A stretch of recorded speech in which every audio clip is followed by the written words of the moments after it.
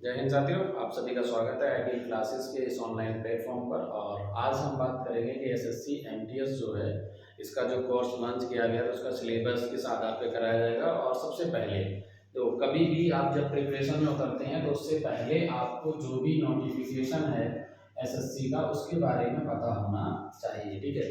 तो इस बार SSC MTS में क्या किया गया, एक मेजर चेंज किया गया, उस चेंज को भी समझेंगे। लेकिन पहले हम समझ लेते हैं थोड़ा सा इसके बारे में, ठीक है। एसएससी के बारे में आप सभी को पता है, स्टाफ सिलेक्शन कमीशन है जो कि क्या करती है ग्रुप सी और डी में, इसके अलावा ग्रुप बी तक के भी कुछ पोस्टें हैं जिन पर ये भर्ती कराते हैं। और कर्मचारी चयन आयोग है, इसका मतलब सीधा सीधा ये होगा जो भी सेंट्रल डिपार्टमेंट है उन सभी में ये क्या करते हैं, भर्ती जो है वो जारी करते हैं। अब इसको एसएससी जो है वो क्या करती है, एक तो 10th लेवल पे जारी करती है, एक 12th और एक ग्रेजुएशन लेवल पे। इसके अलावा और फोर्सेस के भी एग्जाम भी लेते हैं, जैसे सीपीओ का हो गया, दिल्ली पुलिस का इस बार से हट गया है, दिल्ली पुलिस अपना एग्जाम खुद ले रहे हैं। लेकिन अगर हम बात करें एमटीएस की, तो ये जो एमटीएस है इसका मतलब क्या होता है, ये होता है मल्टीटास्किंग स्टाफ, ठीक है, मल्टीटास्किंग स्टाफ, ठीक है। और ये होता क्या है, ये होता है आपका 10th लेवल, 10वीं बेस्ड होता है। क्योंकि ये मल्टीटास्किंग स्टाफ है और इस बार में जो पोस्ट निकली है वो दो तरीके की है इसमें। एक तो है एमटीएस और इसी के साथ एक पोस्ट निकली है हवलदार की, ठीक है, समझना ध्यान से। एक हवलदार की पोस्ट निकली है और एमटीएस की तो रहती है हमेशा की तरह। नंबर ऑफ वैकेंसीज की बात की जाए तो लगभग 11,000 वैकेंसी है, यानी 11,000 प्लस वैकेंसी है, ठीक है। 11,000 प्लस है, खोज जो लगा सकते हैं साइन, 11,000 से अधिक जो है वो वैकेंसी है, ठीक है। अब हम बात करेंगे इसके, देखो पैटर्न की, जो मेजर चेंज है वो क्या हुआ है, इस बार की जो पैटर्न है एग्जाम पैटर्न में उसमें सुधार किया गया और वो एग्जाम पैटर्न की हम बात कर रहे हैं, ठीक है। तो एग्जाम पैटर्न में चेंज क्या हुआ वो समझो। इस बार उन्होंने क्या किया, जो चेंज किया है वो ये बेसिक चेंज किया है कि इसमें दो सेशन रख दिए। एक तो रखा है सेशन फर्स्ट, ठीक है, सेशन वन। दूसरा क्या है, सेशन टू। ध्यान समझना, सेशन वन जो है वो आपका है मैथ्स और रीजनिंग का, ठीक है। क्वांटिटेटिव एप्टीट्यूड है तो मैथ हो जाता है और लॉजिकल एप्टीट्यूड वगैरह जो आता है वो आपका रीजनिंग हो जाता है। ध्यान से समझना चाहिए, वो क्या है, मैथ्स के जो नंबर ऑफ क्वेश्चंस की अगर हम बात करें, एक तो है नंबर ऑफ क्वेश्चंस कितने आएंगे, दूसरे हैं कि मार्क्स कितने होंगे, ये भी इंपॉर्टेंट चीज है ना। नंबर ऑफ क्वेश्चन है 20, एक क्वेश्चन चूंकि 3 नंबर का है तो अगर हम इसको देखें मार्क्स के हिसाब से अगर देखते हैं तो ये 60 नंबर के हो गए। 20 ही क्वेश्चन आपके रीजनिंग के होंगे और 60 नंबर के, यानी ये जो टोटल है वो 120 नंबर बनेंगे और 40 क्वेश्चन बनेंगे। ध्यान समझना, यहाँ पर क्या किया गया, यहाँ कैटेगरी वाइज, कैटेगरी के हिसाब से आपको मिनिमम पासिंग मार्क्स रखे गए। इस बार जो सेशन वन है वो आपको कट ऑफ में काउंट नहीं होगा, ये सिर्फ और सिर्फ क्या है, क्वालिफाइंग नेचर का है, ठीक है। यानी ये जो सेशन वन है, ध्यान समझो, ये कैसा है, ये क्वालिफाइंग नेचर का है। कैसा है, क्वालिफाइंग नेचर, यानी इसको सिर्फ और सिर्फ आपको क्वालिफाई करना है। और कैसे करना है, तो जनरल के लिए चाहिए 30%, ओबीसी के लिए चाहिए 25%, एससी के लिए चाहिए 20%, ऐसे ही आगे, ठीक है।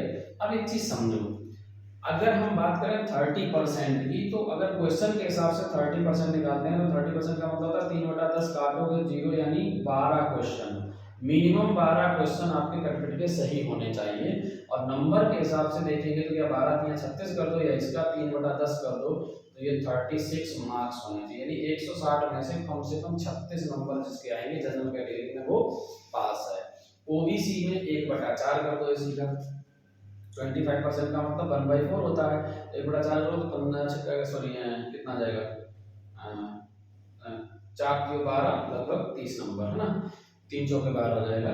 तो ओबीसी के लिए 30 लाने हैं और इनको दूसरे बात करें तो 12×24 नंबर लाने हैं एससी को, यानी क्वेश्चन में देखेंगे तो और कम हो जाएंगे क्वेश्चन। तो ये जो है ये पासिंग मार्क्स है। अब बात आती है कोई बच्चा अगर मान लो कि इसमें 12 की जगह उसके 15 क्वेश्चन सही हो जाते हैं तो क्या उसको यहाँ वेटेज मिलेगा, बिल्कुल भी नहीं मिलेगा।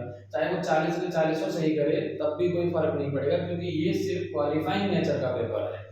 तो मैथ्स और रीजनिंग तो क्वालिफाइंग, इसमें आएगा क्या, जो जनरल अवेयरनेस है यानी जी वगैरह के, इसके होंगे 30 क्वेश्चन। अब 30 क्वेश्चन होंगे तो आप समझ पा रहे होंगे कितने हो गए, 30 के हिसाब से 30 के कितने हो गए, 90। इसी हिसाब से आगे अगर हम देखते हैं इसके अलावा 30 नहीं सॉरी 25, तो 25 में कितने हो गए 75, 75। और अगर हम बात करें इंग्लिश की, इंग्लिश कॉम्प्रीहेंशन की, तो ये कितने नंबर की है, ये भी आपके टोटल नंबर ऑफ क्वेश्चन 25 है, ये भी 75 मार्क्स की है, यानी ये कितना है 150 मार्क्स। तो इसी पर कट ऑफ बनेगी, जो कट ऑफ है फाइनल जो कट ऑफ बनेगी वो इसी पर बनेगी। अब इन्हीं 150 नंबर को आपको टारगेट करना है, यानी फोकस किस पे करना है, जनरल अवेयरनेस पे और इंग्लिश पर। अगर ये दो सब्जेक्ट आपने सही से प्रिपेयर किए, क्योंकि जो फाइनल चयन लिस्ट होगी वो इन्हीं मार्क्स के आधार पर बनेगी। टोटल 150 आउट ऑफ 150 मार्क्स देखा जाएगा, इन 120 से कोई लेना देना नहीं है। तो हमारा जो फोकस होगा वो जनरल अवेयरनेस पे होगा। और जनरल अवेयरनेस के अंदर क्या क्या है, तो आप सभी को पता है, जनरल अवेयरनेस के अंदर आपका क्या आता है, पूरे सारे सब्जेक्ट यानी हिस्ट्री, जियोग्राफी, ठीक है, पॉलिटी, इकोनॉमी, साइंस, इसके अलावा करंट इवेंट्स, जो भी इंटरनेशनल या नेशनल इवेंट्स हैं वो, और स्टैटिक जीके का भी पार्ट रहता है इसमें, स्टैटिक जीके। तो ये सारी चीजें आपको फोकस करना पड़ेगा। और इंग्लिश में ग्रामर एंड कॉम्प्रीहेंशन वगैरह का पूरा पार्ट इंग्लिश में करना होगा। तो जो मेन फोकस है वो आपको प्राइमरी जो फोकस है वो यहाँ रखना चाहिए, क्योंकि ये क्या है, मैथ और रीजनिंग जो है वो अगर आप थोड़ा सा ही पढ़ें, मुझे लगता है कि शायद ही कोई बच्चा ऐसा हो कि जो इसको नहीं करता। हालांकि लेवल कुछ ऐसा आंसर जो कि क्वालिफाइंग नेचर का है और कंपल्सरी किया गया, तो थोड़ा सा लेवल टफ आने के चांसेस हैं, नो डाउट। और वैसे भी एमटीएस का एक लेवल ठीक ही रहता है, ठीक है। तो एमटीएस का है, चूंकि इस बार क्वालिफाइंग नेचर का है, तो उसको अन्यथा ना लें, ऐसा ना सोचें कि बिल्कुल भी कि मैं बहुत ज़्यादा जीनियस हूँ और कर जाऊँगा। भले ही क्वालिफाइंग नेचर का है, लेकिन इतना तो पढ़ के जाएं कि ताकि आपको कोई परेशानी ना हो।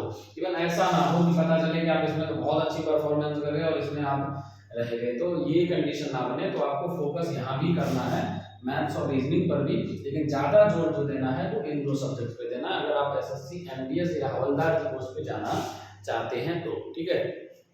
बाकी एज लिमिट के लिए और उन सभी में वीडियो हमने बना रखा है, डेट्स वगैरह क्या है, इन सब के लिए एज लिमिट कितनी होती है। इसके अलावा हवलदार की पोस्ट के लिए जो है वो पीएसटी और पीईटी है, बाकी के लिए नहीं है। ये जो हवलदार की पोस्ट है इस पे क्या होगा, आपका पीएसटी एवं पीईटी होगा। ये पीईटी और पीएसटी क्या होता है समझ लो जरा। ये होता है फिजिकल स्टैंडर्ड टेस्ट। इसका मतलब क्या होता है, हाइट एंड चेस्ट जो मेजरमेंट होता है वो किया जाता है। पीईटी में आपका रेस आ जाता है, यानी दौड़। तो ये आपका सिर्फ हवलदार की पोस्ट के लिए एप्लीकेबल है और बाकी इसके लिए नॉन एप्लीकेबल है, ठीक है। किसके लिए, एमटीएस के लिए। तो एमटीएस में सीधा इसके बाद क्या होगा, प्री जो ये टेस्ट होगा, सीबीई होगा, कंप्यूटर बेस्ड एग्जाम। उसके बाद सीधा का सीधा आपका क्या होगा, डीबी होगा, डॉक्यूमेंट वेरिफिकेशन होगा।